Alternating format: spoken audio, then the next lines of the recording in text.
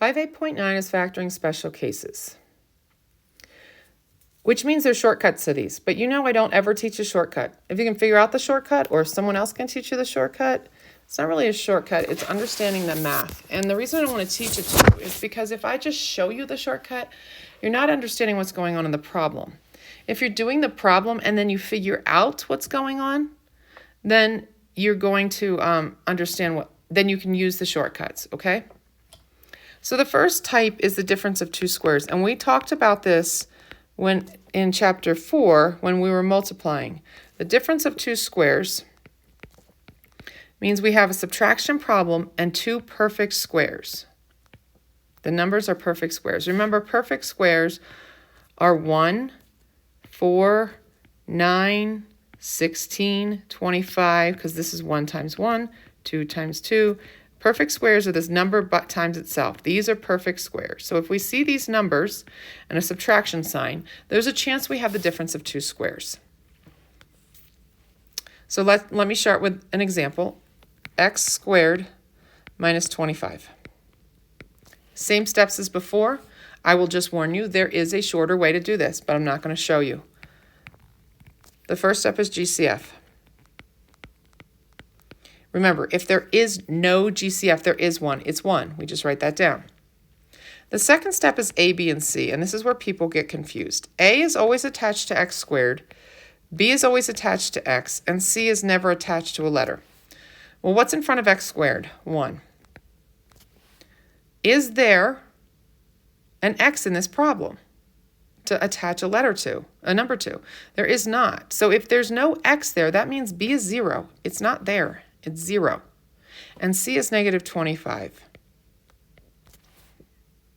Magic X time. A times C, negative 25. B is 0.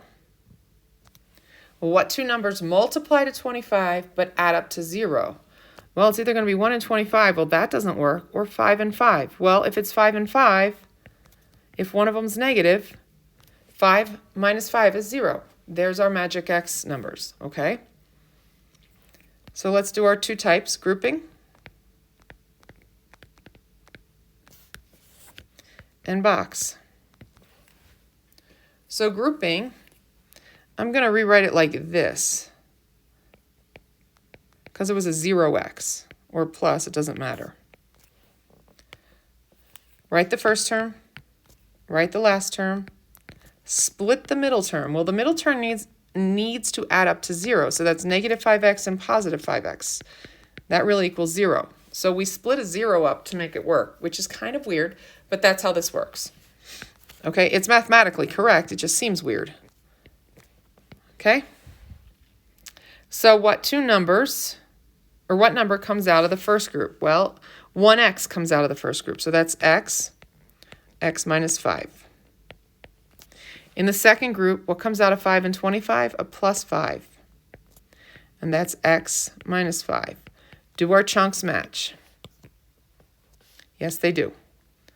So our chunks are x minus 5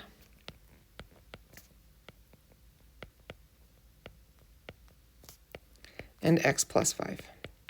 And some of you will pick up on this very quickly because when I saw your homework in chapter 4, you had already picked up on this pattern.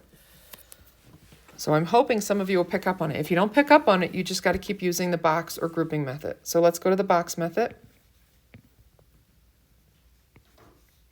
Top left is x squared. Bottom right is your last term. Middle, the two empty boxes are what you got from your magic x, 5x, and negative 5x. GCF of the top row is going to be x. GCF of the bottom row, well, they're both negative, so I'm going to take that negative right there. GCF of that first column, we already took care of the negative, so I'm bringing that down, just an x. GCF of the second column, already took care of the negative, so this is a plus 5. And so my two factors are x minus 5, x plus 5. That's the first kind of special case. Still, you do the problem the same way. What's special about it is there is a mathematical shortcut. There is a shorter way of doing it. There is a pattern that you can find, and if you find that pattern, you don't have to do grouping or magic X. Good luck. The next type is perfect square.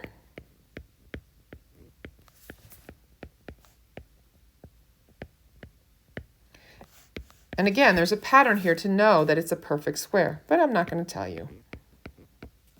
You can look it up if you want. By looking it up, you probably have a better chance of remembering how to do this. First step, still GCF. And the GCF in this case is 2. Oh, no, it's not. It's 4. So we're going to take a 4 off of this. So I'm going to factor off a 4, leaving us with x squared plus 2x plus 1.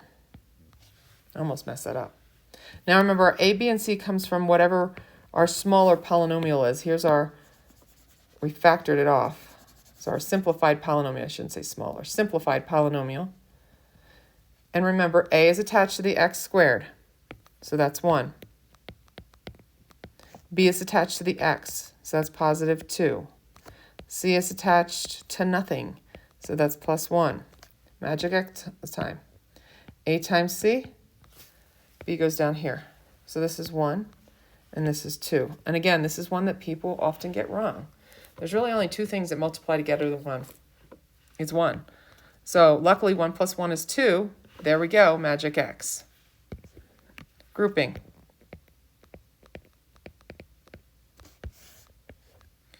We have x squared plus 2x plus 1. Write the first term, write the last term, split the middle term, make sure you keep the x's on there. So you can put 1 x's here if you want. There's a lot of 1's going on here. Look at your 2 groups. In that first group, what can come out? An x. So we're left with x plus 1. In that second group, it doesn't appear to be any GCF, which means the GCF is 1. X plus 1. Here's what makes this special. Look at our chunks. They match. So we write that down. Our leftovers also match. This is a perfect square because we could rewrite this as x plus 1 squared. And if you remember, a lot of you got that wrong on your test because you tried to distribute that square over the plus sign, even though I've told you a million times don't. It means the whole chunk gets multiplied again. So that should look familiar because we're working the opposite way from what we did in chapter 4. All right, let's do the box method with this problem. Top left, first term. Bottom right, last term. Split term in the leftovers, in the empties. It's all 1's here. Top row, x. Bottom row, 1. Or plus 1 if you want to put a plus there. First column, x. Second column, 1. So again, we have x plus 1 times x plus 1, which can be written as x plus 1 squared. That's what makes it special. There is a pattern that if you look at the original, there is a way to know to skip down to a perfect square. Again, you're more than welcome to look it up on Google or have somebody else explain it to you. I, however, am not going to jump to that pattern. You have to find it.